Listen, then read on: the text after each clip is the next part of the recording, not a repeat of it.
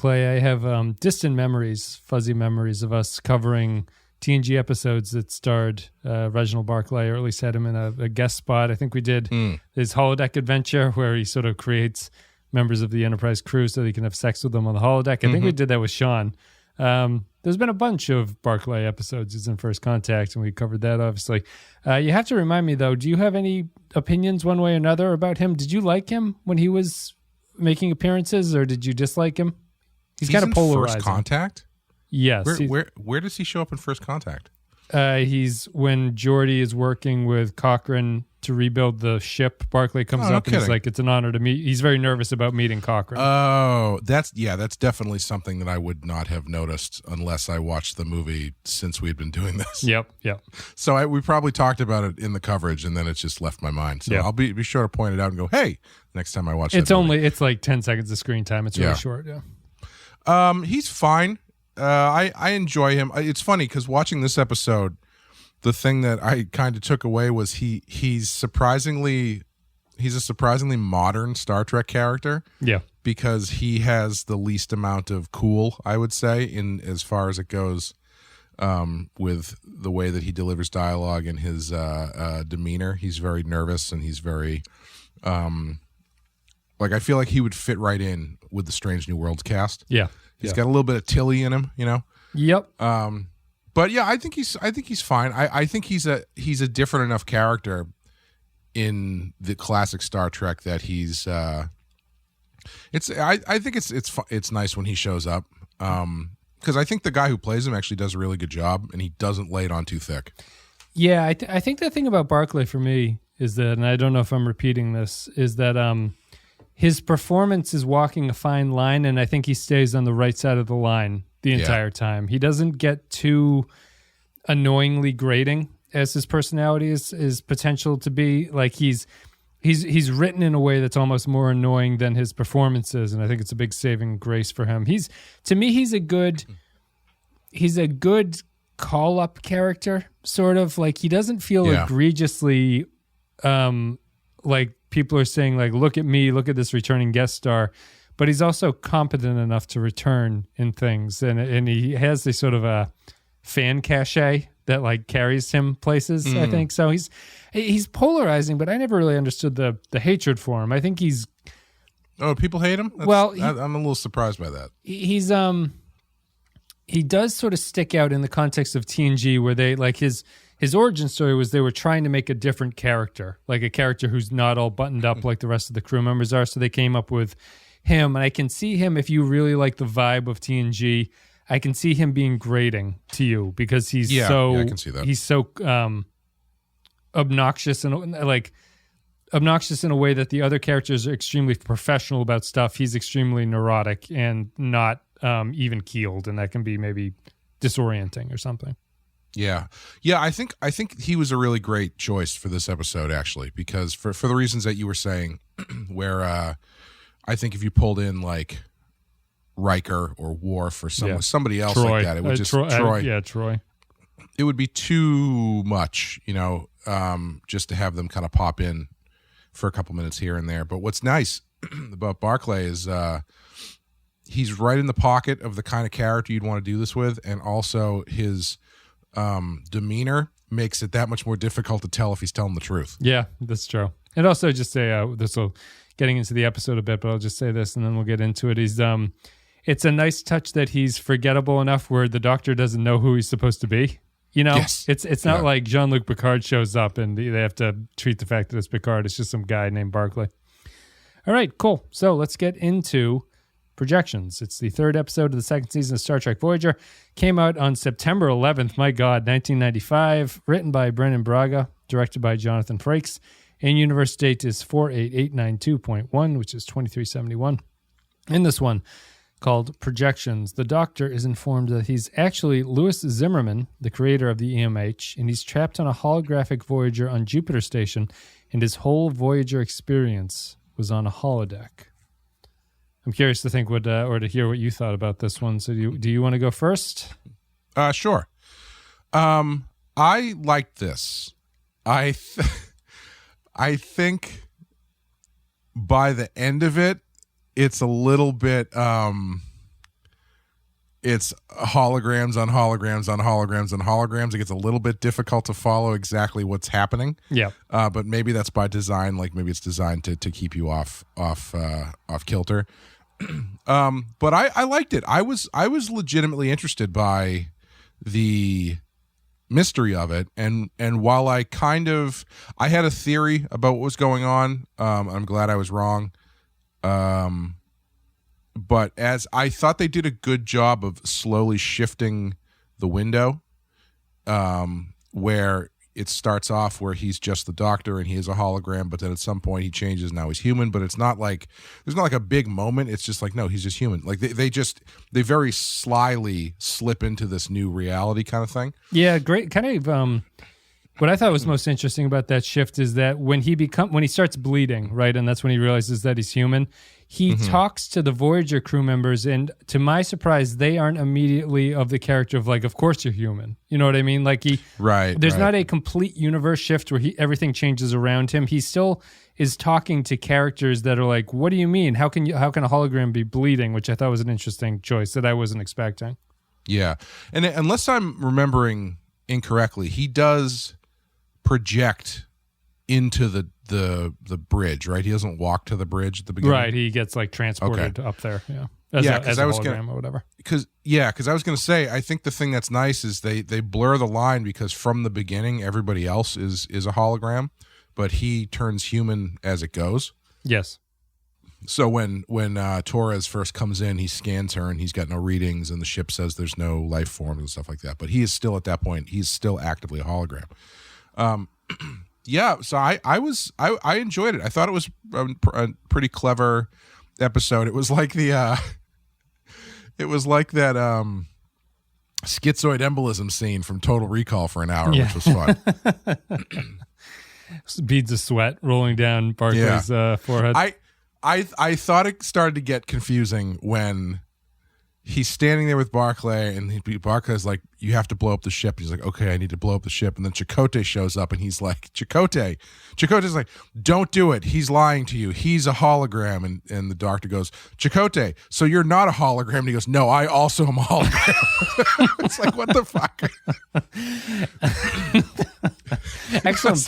Excellent blocking that scene too. Yeah, they're just everyone. It's the Oprah. Everyone gets a hologram. Is this episode basically? And then it was just like a hall of mirrors at that point, where it's like he's explaining that Barclay, the doctor, is still a hologram, but also Barclay is a hologram, and Chakotay is a hologram inside that second hologram, and they're all inside a larger hologram. Yeah, and it's just like, okay, sure, guys, let's.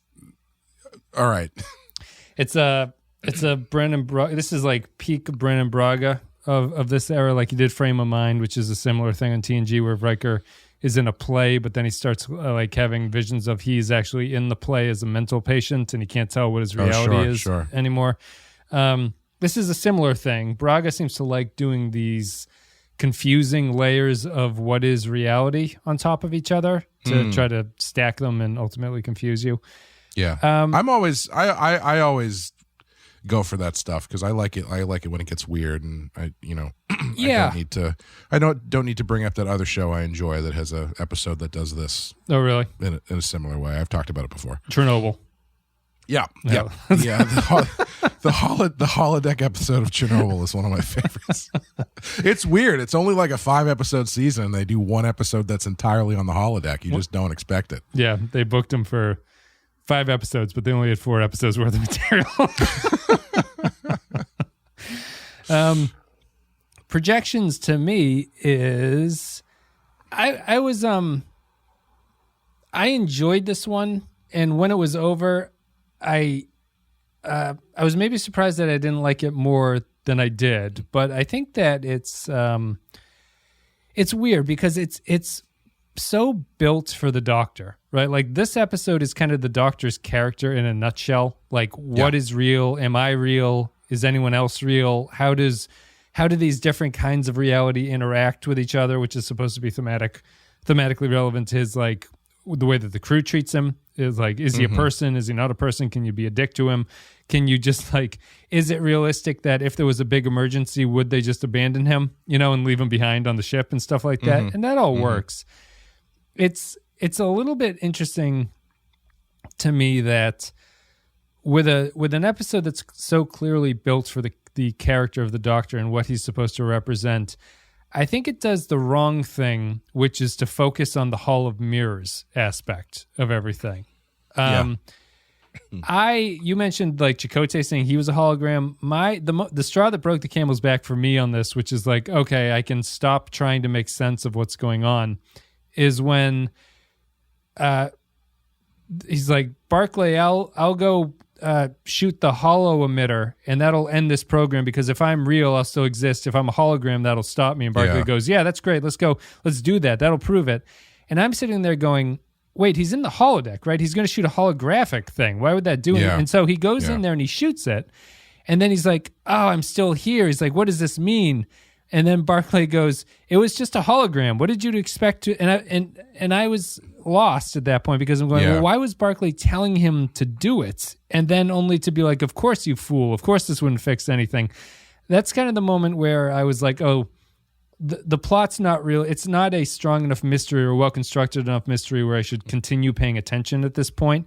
Mm-hmm. My downside is that I don't think that the Doctor work is super strong enough to be like, that's what this episode is really about, is the Doctor exploring that stuff. Yeah, I think that's the one thing that doesn't quite land, is like they get into, at the very, very end, this idea of identity. Because like I feel like he doesn't really grapple with it at all, even though they're laying this kind of heavy shit on him that he's human and he's got a wife and blah, blah, blah, blah. It's really just like, he's not grappling with the fact that maybe he's human. He's literally just grappling with the fact that if he does what Barclay's saying to do, he'd blow up the ship. Everybody will die if he's wrong. But there's no moment where the Doctor is like, well, on the other hand, if he's right, that means I'm human and I can get out of here and have a normal human life. Like that never comes up. It never becomes a thing for him.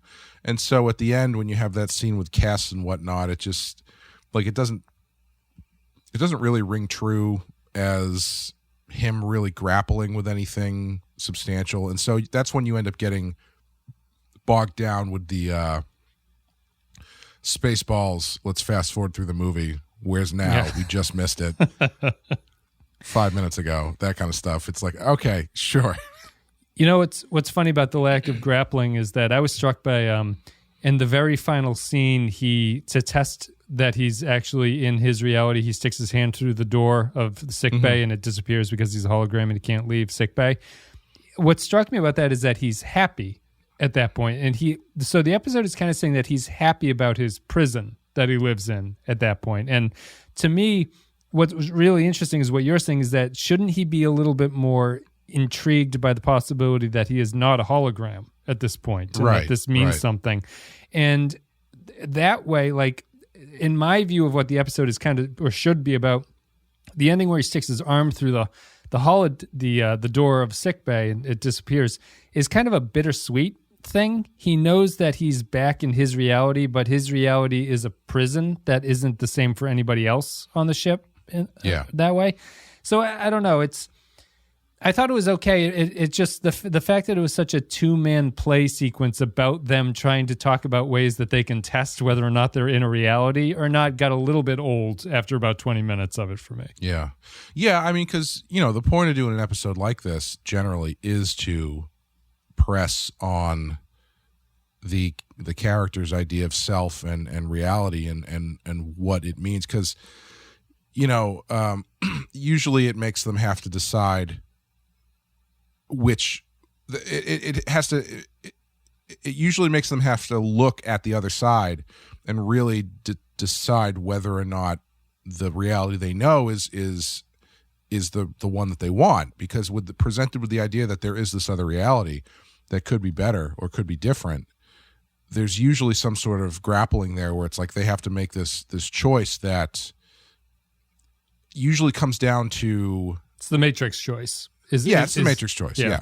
It's like is the reality that I know is not perfect, but it is the one that I know is real, and the one that I personally think is real. Yeah, it's the Matrix choice. Easy way to say it. Yeah.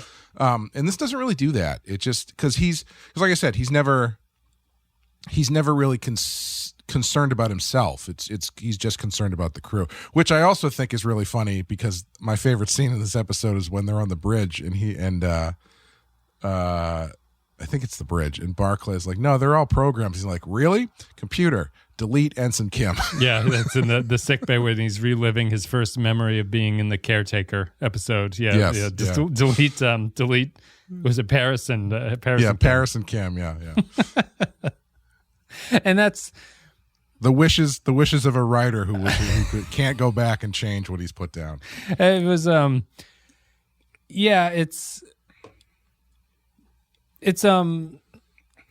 found that scene, while it's enjoyable and funny, it also felt like a little bit of the lack of focus of what I thought the character should be going through, because they play that as kind of the comedy beat of it. He's like, just get the hell out of here and I'll do what I want. Yeah. But then the downside is that all that he does to get rid of them is that then they're allowed to, whatever they do at that point, they go on to test something to test whether or not this is real to anybody. Like, it just continues that path of them walking around and doing stuff like that. And I enjoy the performances of these two. I thought that they work pretty well together. Like, there's nothing unpleasant about these two actors and characters working together for a lot of scenes. I think it's just that maybe the downside of Barclay is that Barclay is not really the character that's equipped to talk to the Doctor about this kind of stuff. Like, because he's, as a character, he's strictly focused on like the technical aspect of what this problem is. Like, he's the engineer character, right? Yeah. So he doesn't really have there's no room for the Doctor to really have any kind of he's got no the Barclay has no stake in what happens.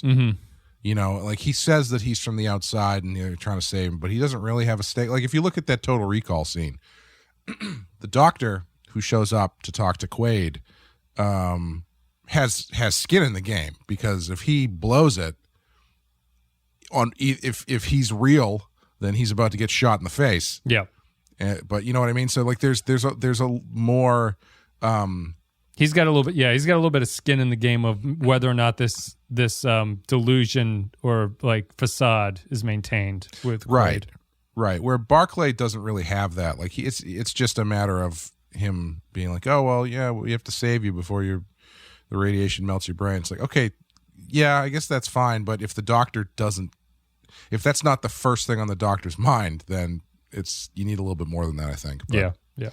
That being said, though, I do like their back and forth. And again, I think Barclay being the one to be that character does get you a little bit more rope, because he's such an, nebbish, kind of nervous kind of guy that you don't necessarily know if there is something sinister behind him, because of the way that he is trying to convince him is not entirely convincing. Yeah.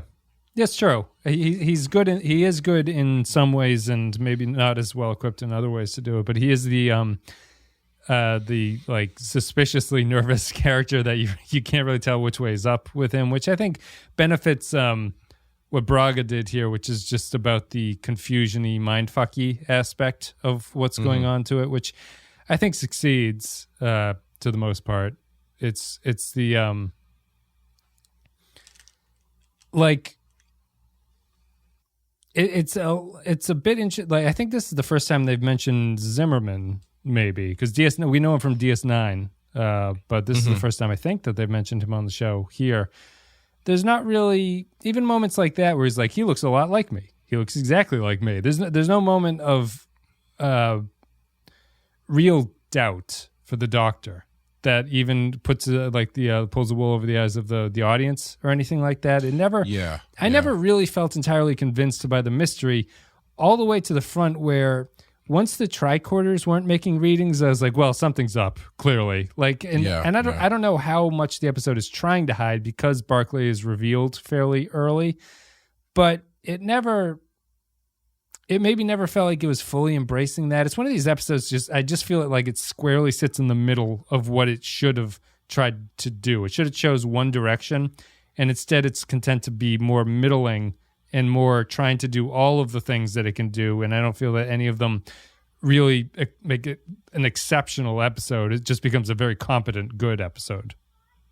Yeah, my first theory about what was happening is once Torres talked about they had put holo emitters in major sections. Yeah, without telling him about it. Yeah. Yeah, my first thought was, maybe this is all supposed to be like a training exercise or something where they're testing out these holo. Because the first thing she says is, you need to go to the bridge, and she sends him to the bridge, and then he gets sent down to the mess hall or whatever the hell it's called. Yep.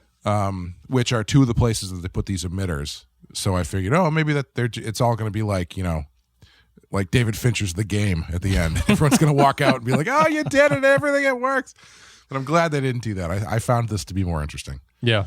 Yeah. The holo emitter is the tricorder thing. The they have to do a lot with, it's a thing that we talked about in the first season for the Doctor characters, that he's kind of vaguely defined in a way that is both a positive and a negative. Like his power set is kind of undefined as to what he can do and why he feels the way, and his, why does he feel fear? What's the point of giving this thing emotions in any way? You'd think he would probably have more of a data outlook on stuff, but he's clearly afraid of things. He gets annoyed by things. He has emotions. So it's just, and the fact that it's always a big deal about how unique and powerful of a program he is, that you can't just replicate him and you can't copy paste his program for some reason. You can't? Well, it seems like there's always this desperation to save his program in some ways. And it's not really the focus of this episode, but it's something that I don't know. I always think that it's just, it's built up strangely, and that he is maybe, I don't know, I'm not even sure where it would be, but he doesn't, his ability to be copied and recreated always seems like it would slightly undermine the problem that he's in. Here, I think it works out because whether or not it's destroying Voyager, I think is the issue, but he's, it's an aspect of him that I find is kind of underbaked and not really brought up in the way that you would think it would be, maybe is the best way to say it. Well, it's interesting because he's he's more human than Data is. And since he's a program, that's a definite choice. And I mean, have they talked about that? Because I feel like it makes sense for a Doctor character to have emotions, because you want someone with bedside manner, but which makes it that much funnier that they picked an asshole. Yeah. But I feel like there's a lot. Am I making this up? That there was a conversation where they talked about the first version was too nice, and so they had to give him a little bit of an edge. There was something about that where they talked about reprogramming his personality or something like that. I do remember something along those lines. Yeah, I forget, but it is strange that he isn't more. Yeah, the fear thing is interesting, because who does that benefit? If you're building a holographic Doctor program, you have it built into your Doctor program that he's going to look at the wound in your leg and go, "Oh, good." Yeah, and then you're going to be fine. It's like that's. Well, can we get that bit out so he's a little bit more convincing? Yeah, and not afraid of the fact that I'm missing 80% of my leg. He should be a little bit more, because you think in horrible situations like the caretaker episode, right, where he's running around and everyone's hurt and he's taking care of it, he's fairly professional there, but he shouldn't have fear at all. The strange thing about it is that since I think maybe it ties into my point of he can be replicated. When he sees Torres coming in the sick bay, right, why is he scared at all? What can they do to him? Right. Yes. Yeah. There's nothing if they burst through that door, it's not like they can smash his brains in or something. Right. It's just, as far as he knows anyway. No, he could just, anything that comes through, he should just be like, whatever this is, I'm ready for it because he can't hurt me. So, well, he should react the way he reacts when the Borg show up in First Contact. Yeah. Which is where he's. Yeah. Go ahead. Well, I was just going to say, which is he's kind of like, what are you doing here? What's your emergency? Get out of here. And then he after he sees what's going on, he's like, yeah, this isn't great. Because it's he's sent out to delay them or whatever. And so he pops in, he's like, Borg implants cause irritation of the skin. I have some lotion I would like to give you. And they start scanning him to try to assimilate him or see what it is. And he sort of has that look on his face. But he shouldn't have the fear thing. It's just kind of, it's a strange reaction that I understand why they did, because otherwise he is just Data over again. But it's a choice. It's a choice that he lives with. Well, I don't know, because I think given his personality, I think you can get over that Data stuff by just saying he's just no nonsense. Mm-hmm. Because in that situation, if someone was trying to break into the room, I feel like he could have a much more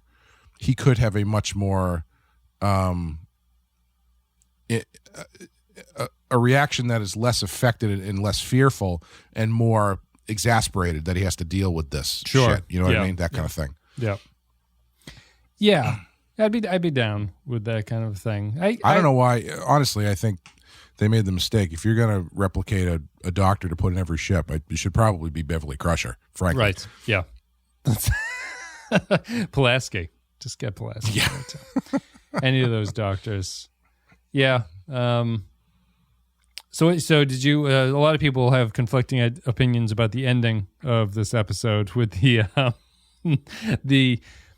I was legitimately faked out by the first one, which is when he wakes up in sick bay the real time, and then Kes is like, "I'm your wife still," and starts hugging him. I thought that was genuinely horrifying in some ways, mostly because of the way that Kes was hugging her husband, which I thought was just a strange way to go about things. But the second time, once that first one wears off, you know that the second one is coming at that point. So that one's kind of undermined. But I did like the first one. I thought that was effective. Yeah, I think so too. Because that was a good, because it feels. I honestly, I think it's because Tuvok is there. Yes, he's the most down to earth one, and so when he's like, "Well, it seems that we did this, and now everything seems to be okay, Doctor," and he's like, "Oh, well, yeah, of course you believe Tuvok. He doesn't take any shit." Yeah, he just casually leaves. He's like, "I have to do something else now. Yes. Everything's back to normal." He has some underhanded. There's Voyager's like subtly funny in some ways. So after the Doctor's gone through this horrendous experience or whatever, Tuvok has a line where he's like, "Outside of this, it's been a pretty quiet day." Yes. Which I thought was a very funny line. Yeah, that was good. Was that real Tuvok or was that fake? No, Tuvok? that was fake. I think fake Tuvok. Which is like why you believe it, because that feels like something that he would say. Where he's like, "Yeah, actually, it's been kind of boring, except for this, the world-ending thing that you dealt with." I thought that was good, but the end there, where he just confirms everything, and Janeway says, "Yes, you're the Doctor," and all that stuff. It was all right. It was also. It's kind of weird that it was exactly the same situation, except he just landed in the real, like nothing changes between those two realities. Right. Chakotay's like, yeah, it was a power surge and this happened and that happened. And it's no different. It's just, that's reality, I suppose. Yeah. I think it's a matter of, when you get to the end of it, you don't feel like there's any questions still to be answered. No spinning top, no Inception spinning thing. Right. No spinning top, but also no, you don't feel like he has made a choice really or anything. Yeah. So yeah, I think that's the thing that's mainly missing from this for me is that sort of larger character thing that makes these stories so effective when they do them. Would you say this is an episode that suffers from what we've seen so far about Voyager's preference for technobabble? Yes and no. There is quite a bit of it, but I would say, again, I don't know if the only part that really stood out to me was that part when Chakotay shows up and things get really complicated. Yeah. And I don't know if that's on purpose or not, but there is a lot of techno talk in this. And like you were saying, the thing about the holo-generator gets a little bit hard to track. And I think you've got that stuff, unfortunately, probably takes the place of more interesting character stuff to do with the Doctor. But at the same time, the Doctor is such an analytical character that it doesn't feel out of step for him to focus on that stuff, Yeah. I would I guess I would say that it's less technobabble and it's more that it's just it's sort of pseudo technobabble in that the plot that's maneuvering them is very technical and it's not particularly character driven. So it's not that it's overly like, let's shut down the C valve pipeline here and that'll rejigger this thing and then we'll move the quantum. It's like, it's not really made up science as much as it's a let's blow up this thing to get back to reality kind of stuff. And it's just, it struck me as overly technical and not particularly interesting and or interested in what the doctor is doing. It's just kind of like taking the place of it in some ways. Yes, I would say it's not overly interested in what the doctor's doing, but I do think what saves the techno stuff from getting, you start rolling your eyes is that at the base of it, what he's telling him to do is just blow the ship up. Yeah, it's simple. And so as long as you can latch on to, you need to do blank to do this, to blow the ship up, you understand what the stakes are and why that would be bad. Yeah. So, yeah. When it comes down to why something does or doesn't work, that's, maybe it gets a little bit dicey, but they keep the base goal that Barclay is aiming for easy to follow, I think, for the most part. So before we go to patron thoughts, I have a simple question for you. Do you think that this plot makes sense in that it could be explained, or is it nonsensical? Does that make sense? Like, is this something that is just, it's sort of like a primer thing where it's like, this is extremely complicated and I'm having trouble tracking it? Or is it this is a nonsense soup that they've stirred up and it doesn't really matter? Because I was distracted by stuff like the holo-generator, but I wonder if someone after this episode post is going to say, no, actually, this all makes sense. It's just that it's extremely complicated and you should watch it again. You know what I mean? Yeah. I don't know, because I lose track of it. So I'm not totally sure whether or not it is. I don't even know if he wants to blow up Voyager the whole way through. I sort of lose track about whether or not he should blow up the ship in some ways. I think there might be some sliding scale of whether or not it's sensical, because there's such a sliding scale of what is and isn't real and how things do shift. Yeah. So I think it would be difficult to track where things turn. Like if he's the hologram at the beginning, but everybody's already a hologram, but then he becomes real. So like, where does this problem start, or where has the problem started, or where does it take effect? So I don't know. Ultimately, I don't really know if it matters. Yeah. I'd agree with that. All right, let's go to patron thoughts at this point. Thank you for listening, everybody. If you enjoyed the show, you can go to patreon.com/the Pensky File. Support the show there for a couple dollars a month. And if you do a couple dollars a month, you get to leave your comments on upcoming episodes, which we're going to get to in a second. But first, we have to say thank you to our very special captain tier, which includes Ben Douglas, Tark Latif, Andrew Boudreau, Christian Boudreau, Joy Boudreau. Everyone's playing a joke here. They're having a little fun. Kyle Boudreau, Mike Burnett, Matthew N. Boudreau, Michael Pond, Matt Cutler, Nick Sergey, Sean Bradley Killens, Brandon Boudreau, Vault 13 Hero, Dwayne Hackett, Kevin Reyes, Jordan Cooper, Russell Oates, Stefan Min, H28, Darth Moss, Derek Zajac, Paul Roscoe, Jake 123, Patrick Seba, Dave Davies, Point XG, Barry Wallace, Jamie Crow, Captain Brazen, Eric Boudreau, Jacques William Seisler, Rayhan Jaffer, Nick the Rat, Zane Majors, Olivier Pardue, Grappler John Boudreaumont, Tom Hickey, Captain McMunchausen, Celestin Champollion de Boudreau, Jonas Boudreau, Tuvix Must Die, Diz Brada, Kiss McLaughlin, Royo, Admiral Nakamura, Cleffy Boudreau, Ed Marcus, Cleffy Boudreau. Cleffy Boudreau is my favorite Catskills comic from the 50s. the man, the myth, the legend himself is Jeremy Boudreau, J-Man, the undiscovered Boudreau, Robbie Duffield, Will Clay, Atanga Boudreau, Artorius, Zaylan Maru, Geron Boudreau, and John Aylman. Thanks, everybody, for being so goddamn French. Ladies and gentlemen, please give a warm Camp Akanaka welcome to Cleffy Boudreau. Cleffy Boudreau is the small town lawyer who gets you out of any kind of skirmish you find yourself in when Matlock's not around.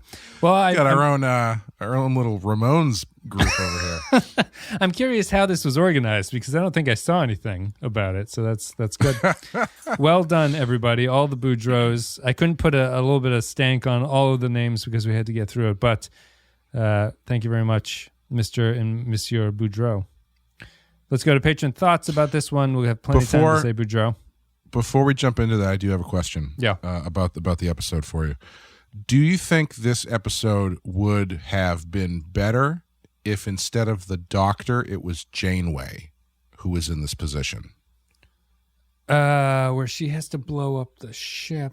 Because now Janeway is in this position that everything that has happened, this giant failure of hers, where they've been sent 75 million light years away or whatever it is now possibly a holodeck thing. Yeah, well, I guess that's so the fact that you can ask that question and I can think about it, I think shows the weakness of this episode where the Doctor is the only character that this actually makes sense, right? Because his whole thing is tied to the am I real?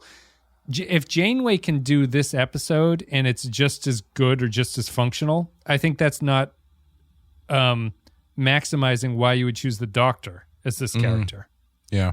Yeah, I would agree. I think the Janeway version is more normal or traditional. I think that's the easier play, is that you take the one character and say, oh, maybe it's all just a dream. Yeah. Maybe this awful thing you're living through is all just a dream. That's probably the easier way to go. So I think it is more interesting. Yep. In theory, to use the Doctor, but I'm not sure they wring as much as they could out of it. And before we get to the patron comments, my last thing is that I really like the cold open to this one. I think it's an effective cold open. Yeah, short and to the point. Yeah. Short to the point, great mystery. You go, what the hell is going on? I kind of wish there was a real episode where this wasn't a fake reality where this happened to the crew. I think that would be kind of interesting. Yeah, I was thinking that too. I was like, yeah, what would he do? Like, can he pilot the ship? Right. That would be fairly interesting. Because I would like to see that episode where maybe they don't get abducted by the Kazon, but something mysterious happens and they're off the ship. I would like to see a situation where he has to MacGyver himself because he's so limited in where he can go and what he can do. Like to be able to fix that would be kind of neat. Yeah. So let's go to patron thoughts. If you're a $5 and up comment or $5 and up patron, you can leave some comments. Tax Bear starts us off with projections. An interesting episode, though not necessarily one with a satisfying conclusion, and one of many that raises questions about why you just can't back up the Doctor, considering he consists of ones and zeros at the end of the day, until a later episode does just that. That is. So especially when we know at this point in Star Trek history, they are 200 years past the point of being able to download a planet-sized consciousness onto the hard drive of the ship. Oh yeah, anything's but possible. we can't talk about that. Do you? I'm going to send you Cleffy. I think it would be nice to mix up the comments here. I think sometimes you probably get a little bit bored if I'm just reading all the comments. So if you want to alternate, this is Cleffy Boudreaux who wrote this comment, and it's a poem. So if you want to give your best reading. Barclay guest stars this time to tell the Doctor to blow the ship to hell. Though the Doc learns to feel, he decides Voyager is real, which makes this a holodeck episode done well. 4 kinoplasmic radiations out of 5. Well, that one doesn't rhyme. doesn't fit in. Kyle Boudreaux says, Paris and Kim being deleted automatically makes this the best episode of the series. I think how much people like this one hinges on how they react to the inevitable disappointment of the ending. It's weak and was always going to be, considering it needed to get back to the status quo after 40 minutes of exploding it. But thankfully, I find most of the episode enjoyable enough to withstand the whiplash. It's a classic Braga mindfuck mystery, a funny two-man play, and it feels like an actual Doctor episode after his disappointing holodeck adventure last season. But of course, it features a character from a previous Star Trek series, so by the rules of modern Trek, Wes must hate this episode. 4 podcasters with double standards out of 5. Yeah, fuck you, Wes. He has a little winky face at the end of it. So he's joshing me. He's joking. I don't remember saying I don't like... That's the French for you. I don't remember what my context is for not liking returning characters, probably in the new series. But I liked Strange New Worlds, so I guess it's destroying your take on my take right there in front of you. I was skimming through the Strange New Worlds Discord thread, and I don't know if they mentioned that one of the showrunners or something mentioned that Scotty was actually going to show up next season. Yeah, they're considering it or something. I didn't read the article, but it looked like they were teasing legacy characters that they could bring back. Yeah, and the crowd didn't seem too thrilled by that. But you know what? Love a good Scottish accent.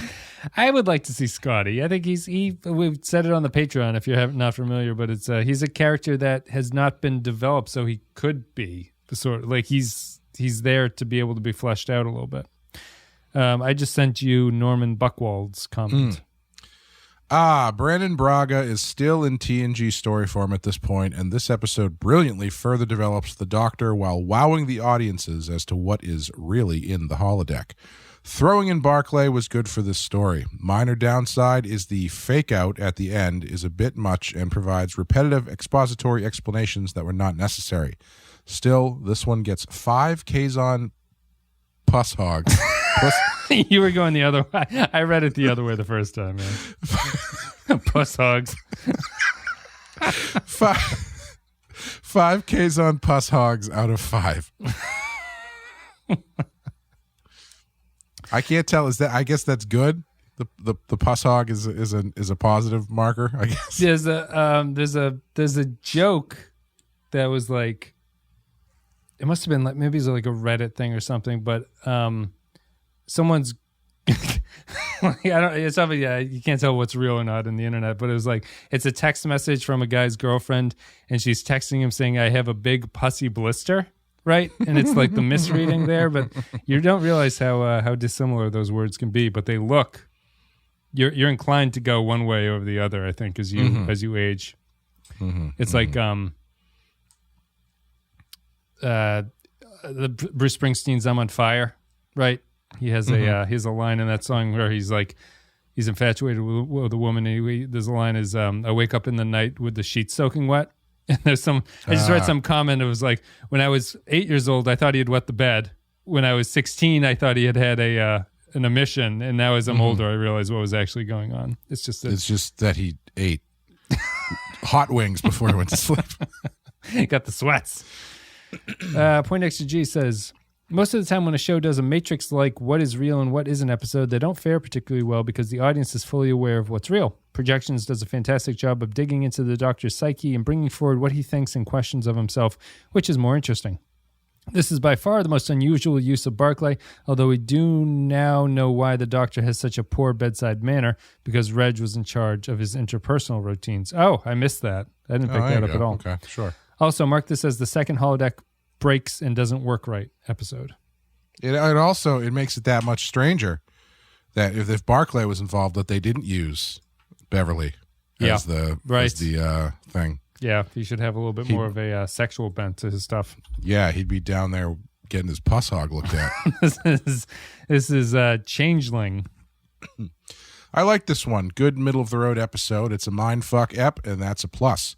Picardo and Schultz are good. That's 2 pluses. The fake out in the last 5 minutes was pointless because they just explained the same thing again later, minus. But got a genuine chuckle when the Doctor deleted Paris and Kim, plus Saru. 3 miss me, now you have to kiss me out of 5. I feel like this is in code. I'm surprised that I guess the consensus is the fake out isn't people don't like the fake out because they just say the same information over and over again, I guess. Yeah, the ending fake out you're talking about, the very final one, I think, is that, well, it's tough because I like the first one, as we said, but the second one is so redundant, but you know that you're back in the real world, that it's like it's exactly the same situation. Yeah. It would have been it's just another of not really exploring it. Like Amy came in, it shows how well I was faked out by the ending too. Amy came in right at the first fake out where he appears in sickbay and Tuvok says his stuff, and then Kes reveals that she is in love with him in this reality, or his wife or whatever. Mm-hmm. Amy walked in right before then. She's like, I didn't know these two had a thing going on in the show, and I was like, I think this is the first episode that's hinting at it. But then then the reveal came that this was not the real reality. It's like, oh, okay, that all makes sense. But it shows that it's a fairly effective twist at that point. Well, the weirder thing about it is that in the real one, I think it's the real one, she's like, hey, don't tell Neelix about this. He's jealous. Yeah. And it's like, Kes. You could do better. That's not, I don't know if that's the way you're not supposed to keep secrets about crushes. Can't find a better man. Can't find a better man. Did I just send that one to you? This is Good Middle of the Road. Yes, you read that. Brandon Boudreau says, ouch, my brain hurts. I think of this episode as Voyager's version of cause and effect. I like the idea of kind of evil Barclay, but the Doctor being married to Cass? Come on. And Neelix's scene with the Kazon should have been deleted. The fake out is a waste of time, and remember the name Lewis Zimmerman. 3 dilithium matrices out of 5. Do you think it would have worked better if the Doctor...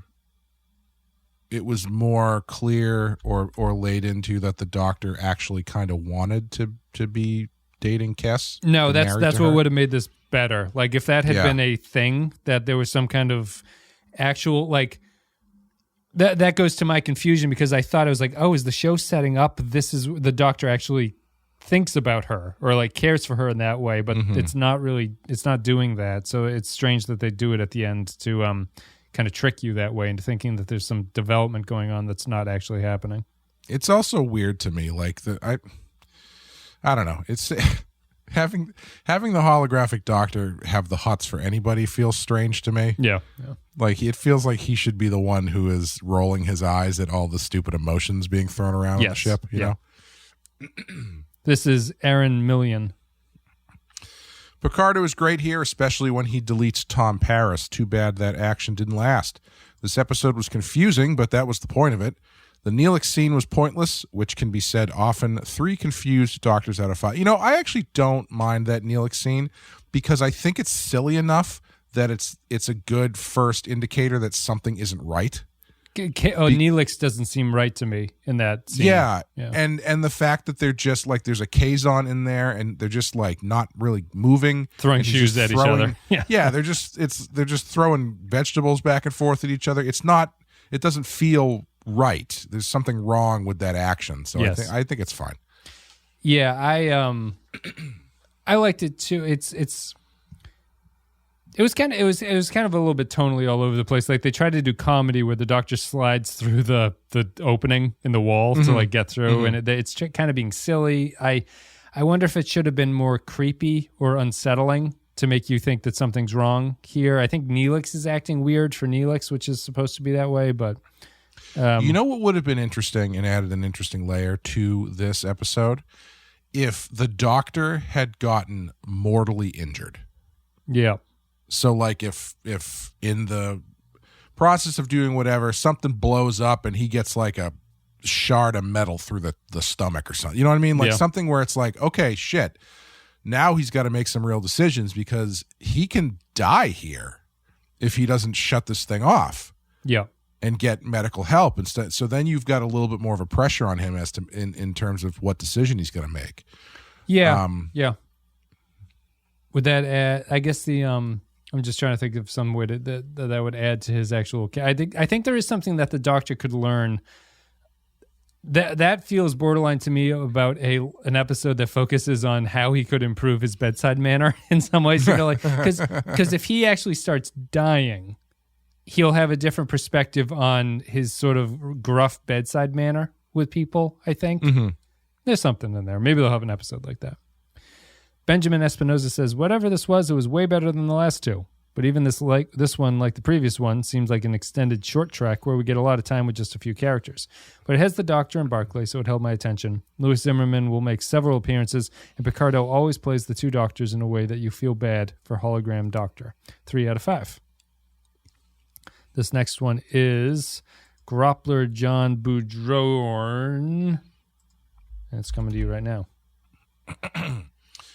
Just what the world needed, a 90s syndicated television remake of the worst paced scene in Total Recall. Oh, come on. That's a great scene. Total Recall acted out with howling mad Murdoch and Coach Cutlip. I don't get that reference. Waiting around to see what... Murdoch is A-Team. It's what Reginald Barclay plays. And I don't... Who's Coach Cutlip? I'm not sure. That's a reference beyond me. Wait, Barclay was Murdoch in A-Team? Yes. Oh, I didn't know that. Yep. Oh, that's fun. Waiting around to see what technobabble caused this is right up there with waiting for the Discovery writer's room to stop shitting the bed. In case you forgot, a subspace anomaly causes a kinoplastic radiation surge to disrupt the holodeck's computers. In case you're wondering, no, that never happened before and hasn't happened since. 1 lovingly frozen VHS frame of Sharon Stone out of 5. What'd you think of the new holodeck design? I was kind of taken aback by it. It looked like it was. Looks like it's a work in progress. Yeah, it looks like a construction site or something. The TNG one is so cool. Why did they get rid of that design? I was trying to decide if it was meant to be just a change for a change's sake, or the idea is like this is the best they got on Voyager. You know what I mean? Like they had to adjust some stuff, but yeah, the black with the yellow tape is iconic. Yeah, because DS9 had a different one, but that makes sense because it's not Starfleet built. Like that's Quark's stuff, and so you'd expect it to look different. But the yellow and black is just so cool and iconic looking, and it's much better than like they bought like toilet paper rolls and glued them together and stuck them to the wall. This sucks. This is awful. Yeah, the TNG one is nice because it's like so clean. It's so cheap. Yeah, that it seems really expensive. Yeah. So it's like it's such a cheap solution that it's like, oh shit, this must be like some real science fiction shit. Like this, you can't even see, you can't see the screws. Who knows how this thing works? Yeah. And then your holodeck, you don't want pointy bits sticking out that you can just walk into. I don't think unless, I don't know how it works, but Artorius says, projections, Robert Picardo is probably one of the best things to come out of Voyager, and this episode highlights why. His interactions are really enjoyable to watch watch from seeing him crawl around to avoid the Kazon to deleting crew members he finds annoying and enjoying it. This episode also did a really good job of messing with your mind on what was fake and what was real. Too bad they couldn't stick the landing. Also, why Kess? Seriously. 3 broken holo emitters out of 5. I don't know. I get it. I kind of get it. Kess? Yeah. Yeah, she's got a nice voice. She's a good-looking girl. She's an appealing character. They haven't done much with her recently, but I can certainly understand it for the Doctor. This is Jaren Boudreau. This is probably the most overlooked and maybe most novel holodeck gone wrong story the franchise has done. Even its execution is somewhat average. Rather than watching the struggle of real people trapped in a fantasy for the umpteenth time, who witness the existential crisis of a hollow man who realizes that he's living in reality. That's another good Verhoeven movie, Hollow Man. That he's just... Actually, it's not very good. I don't remember it being that good. I've seen it a lot, and yes, it's not very good.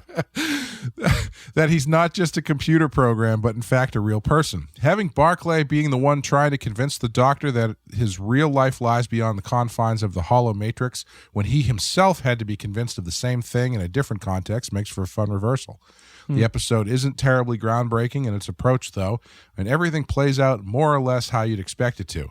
They might have benefited from cutting the early segments of the Doctor transporting around the ship during a crisis, which is honestly a good enough concept to be its own episode, and gone all in on the more surreal aspects of the Doctor's questioning of his existence.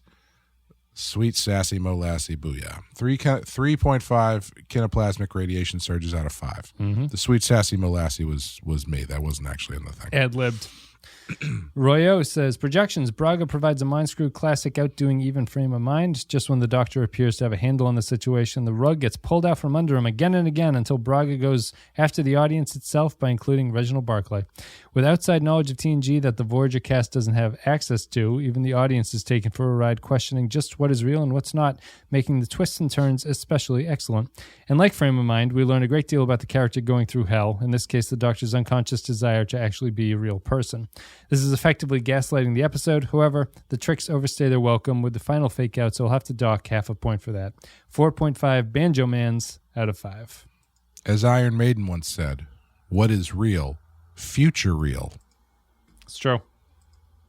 That was off the really bad Iron Maiden album from the mid-90s. This next one is Stark of House Stark. It's another bottle episode that doesn't make use of Voyager's setting in the Delta Quadrant. You could see the ending coming from a mile away, but the episode was carried by the excellent performances of both Picardo and Schultz, 3 out of 5. P.S. Who put Barclay in charge of testing the Doctor's interpersonal skills? It's a bureaucratic decision if I ever heard one. Matthew N. Boudreau says, projections. Is the Doctor projecting his desires in this fantasy run amok? It's funny to watch him delete Paris and Kim, but I did begin to question the show myself when I saw the redoing of the first time the Doc is turned on in Caretaker. The addition of Barclay is weird but fun connection, and the Kess as wife and the twist there was well done. The idea that the Doctor needed a day off raises the issue about if the Doctor is a life form or is Janeway out of her mind. Overall, a fun time making the Doctor more real. 4 out of 5. I think there's more there too with the title, where I think you could get into more what are his personal projections about what he wants and how he wants to be viewed by the other people on the ship and stuff like that. But they don't really, they get into it briefly at the end, but ultimately it's not really the point. Yeah, none of it feels like it has an impact or like it was building to that or anything. I think that's my sort of problem with the character work of it. This one is Jonas Boudreau. A deservingly praised episode. Picardo and Broccoli. Broccoli? In the TNG introduction of him, Picard calls him Lieutenant Broccoli. Ah. I've only been doing this for... I'm a fan. I watch the show. Picardo and Broccoli shine brightly here in their chemistry and respective dramatic performances. I like that Braga said that in this episode he basically turned Descartes' evil genius into the Barclay figure, making Descartes' hypothetical demon a literal, tangible sort of figure. I heard LeVar Burton was nearly going to play Barclay's role. I think Barclay is better suited for it. 4.5 out of 5. That's interesting. Geordi being there, I did not know that. I think he's I think he might be better than Barclay, actually. I don't know, because I trust Geordi. That's true. Like I wouldn't sense any possible malice coming from Geordi. Like if I was the Doctor and Geordi LaForge showed up and was like, Doctor, we need to shut this down, I'd be like, yeah, sure, whatever you say, Commander. I like the thematic thing of him having a visor and not really seeing what we see. Mm-hmm. I think that works for some reason. I get what you're saying, and maybe Barclay is better. I feel that plot wise, what Barclay is doing here is basically the engineer character, and I think that Geordi is the better engineer character for that kind of a thing. So I don't know if it would work out better, but it's an option. Let's see here. Oops, that's projections within the same paragraph. Christian Boudreau says, I like the escalating weirdness, building from plausible to outright madness. I know it was all a dream is kind of cheap, and I don't like the double reveal. But Barclay and the Doctor are a lot of fun together. The episode is sufficiently mind-bendy to entertain. Wasn't always a fan, but the questions the Doctor asks about the meaning of his existence land with me better after rewatch. 4, Heroes and Demons is actually a good episode, and you can't convince me otherwise. Out of 5. Got a little drunk with power at the end of that comments. Latte Librarian is here. You can get that one. 85% chance that Clay mentioned the episode of Buffy where they did the same thing, only they landed the ambiguous ending better. She called it. Smiley face. Well, technically no, because I didn't directly mention that, and I could have been talking about any number of episodes did something like this. So, are you on? This is Buffy's bread and butter, as they say. As a trained medical professional, the Doctor should recognize the signs of a controlling, borderline abusive boyfriend when Kes says, don't tell Neelix he gets jealous. 4 Picardos out of 5. You wouldn't like him when he's jealous. And no one does, unfortunately. I think we've only had one I always want to call him Netflix. I think we've only had one Neelix is jealous episode. Imagine that was the one. Imagine the synergy if his name was Netflix.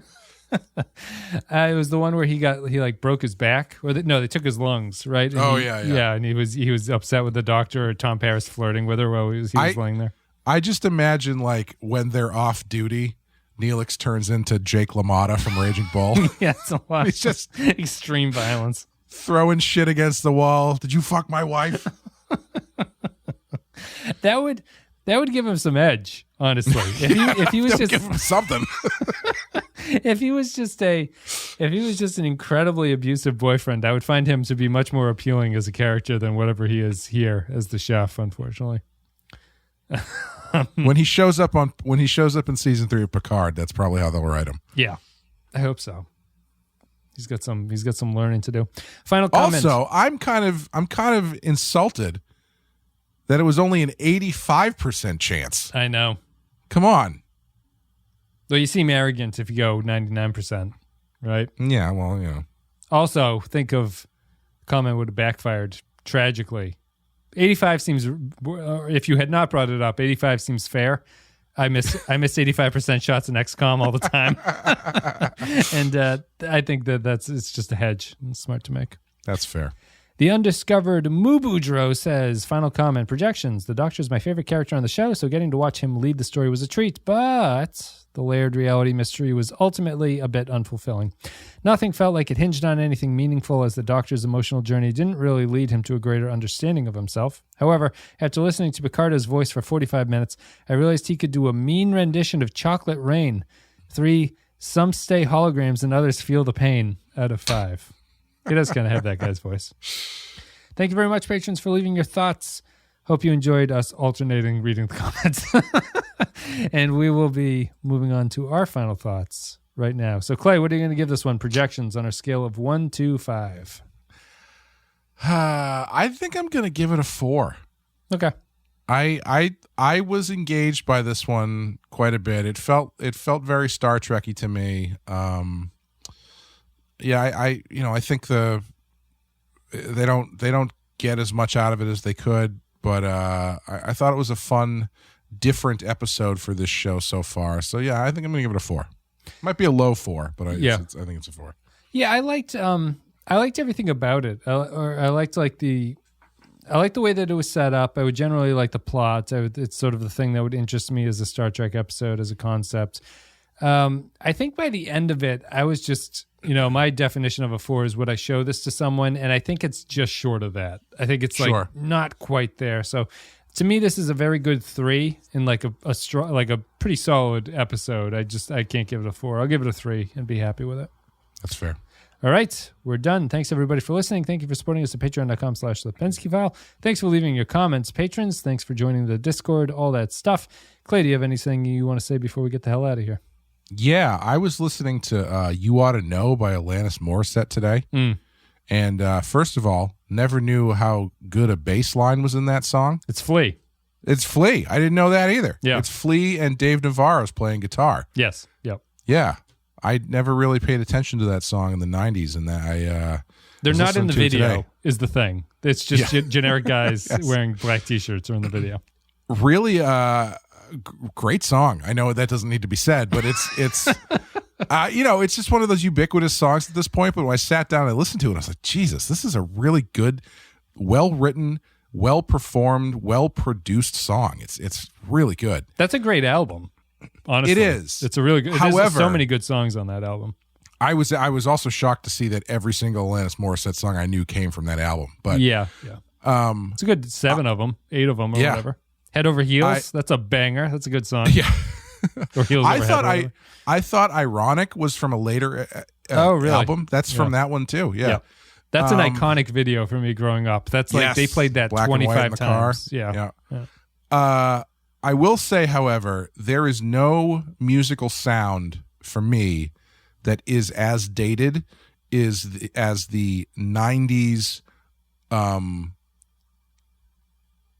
drum loop. Okay. Like program drum loop. Yes. I don't know where it started, but it like as soon as I hear that, it's like, ooh, this is 1993. Mm-hmm. And it Alanis uses it quite a bit on her album. I guess because I think she recorded it as like the whole thing as a demo, and they just actually like built off the demo. But but like she uses it. Enya uses it. Like it's a very identifiable sound.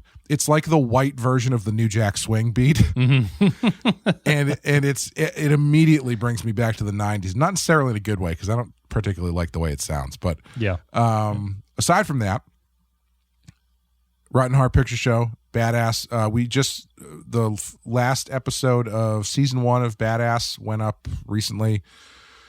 We do a Q&A. Thank you all for your questions. We do a little bit of a recap. I think we're going to take a little bit of a break, and then Sean and I are going to come back and talk about, after both issues of Red Hood come out, I think we're going to talk a bit about that as kind of a bridge episode between seasons. And Amanda and I are still making our way through the second string of Stephen King on Patreon. So be sure you check that out too.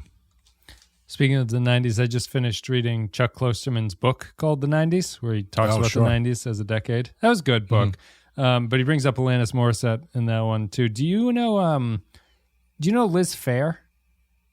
Phair? Yes. I don't know her music super well, but I'm aware of her, yeah. Yeah. I was kind of, I know the name. I was unaware of what she was, or like as a songwriter, or the album that came out around the time that Jagged Little Pill came out. But a really interesting songwriter with like really some X-rated lyrics. Yes. In some of it. Yeah. Yeah. The thing that I was most taken aback by when I was listening, because I did a bit of a deep dive on that song today. I watched Rick Beato's breakdown of it, which was really nice because You Ought to Know, you mean? Yeah, he isolates all the tracks and stuff. And I was just that album came out. She was like 20 or something, or 21. Yes. Yeah, probably wrote it when she was 18. You know. Yeah, the level of intense anger in that song is unbelievable. Like I don't know how. I saw a clip from earlier this year where she performs it with like Olivia Rodrigo. Yep. And it's like, this is fun, but it's like, this song is so angry. How can you just physically keep singing these lyrics for 30 years? You think you'd grow out? You'd have to grow out of it. Yeah, that's something I always wonder about. I mean, I guess now when you sing those lyrics, you just picture all the houses you've bought or something. Yeah. But it's really interesting because the song is such a like legitimate, honest piece of angry songwriting. Yeah, that I feel like it would take a toll on you to sing it for that long. You know what's kind of interesting is that like look at Dave Mustaine. That guy's like starting to implode from 30, 40 years of hate. From hate. Ooh. Yeah, what's funny is about the You Ought to Know song. Growing up with it, I always had a sort of like treating the rage as like authentic and justifiable and stuff like that. But I've seen enough reaction videos from young people, that they find it to be an embarrassing song. Really? Which I think is interesting. Yeah. That it's like that the narrator of the song is too obsessed in a way. And like, obviously that's the point of it. Is to do that, but I've seen a lot of reactions of people that think it's kind of a funny song to laugh at for the reaction to things that way. Interesting. It's tough because I never felt that way, and I don't know if it's an age thing or something like that, but it struck me as unique. I do wonder if it's a perception thing because I saw a quote from her where she was saying she was kind of confused by all the reactions she was getting from that song or that album in particular. Because so many people were cheering her for how empowered she was and all this kind of stuff. And she's like, I don't know if you listen to the lyrics, but the only way I get there is by being very much disempowered for a long time. Yeah. It's like, that's a really good point. It's not, that song particularly is not written or narrated by someone who is in a good place. Yes. Yeah. And I think that's understandable, and it's hard to fault it because the song doesn't have to represent some greater truth; it just has to represent like that moment in time that we were talking about. But the song did take an undeniable, unbelievable hit when you learned it was about Dave Coulier. Yes. Yes, it's true. It cannot exist in your mind the same way after you learn that that's the case. And it is him getting too. blown in a theater is just something that I don't. Not something I ever wanted to picture in my mind. But there's a clip of her doing it with Olivia Rodrigo, another one where she's doing it with Taylor Swift, and there's just something really strange to me about. And obviously, I'm well outside the realm of rebellious teenagers at this point, but seeing her up there singing next to Taylor Swift, asking, "I wonder if you think of me when you fuck her." It's like it doesn't have the same sting, and it feels kind of weird now. Yeah. Yep. It belongs to her. The song belongs to her. It does. Yes. Can't be covered. That's it, guys. Thanks very much for listening. Check out all the content on the YouTube channels or the independent podcast feeds. And otherwise, we will be back with the next episode, which I think is called Elogium. We'll be back for that. See ya.